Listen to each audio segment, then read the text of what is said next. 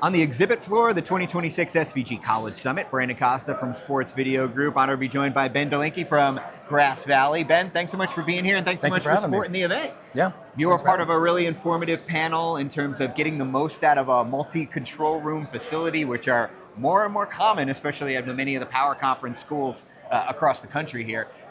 Really insightful conversation. What were some of the big takeaways for you from that? Yeah, I would say that some of the big takeaways would be in regards to staffing.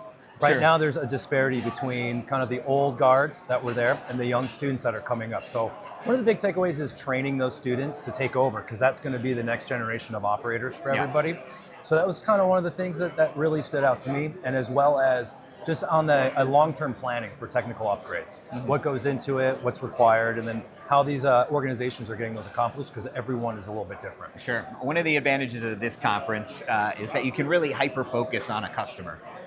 Not as broad as a bigger show where you might be trying to hit a lot of things. For the college community specifically, what are some of the things you guys are showing off, and what do you think really hits this market? So for us, some of our really big things that we're trying to show off here is our creative grading.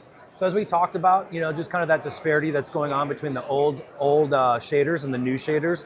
What we here at Grass Valley like to take pride in is that we're giving the new generation an opportunity to really learn and understand what shading techniques are. So just real quick, one of the features here is if you come in and, for instance, if you don't know what you're doing and you wanted to talk about lighting, let's say, and you said, what is gamma? I could easily come in here and there's a definition and it shows exactly what that is. That's cool. And kind of what some of the levels are recommended would be at. So it's a great tool for students to learn and understand shading. And that works with our LDX 100 series camera. So right here we have our 110 camera.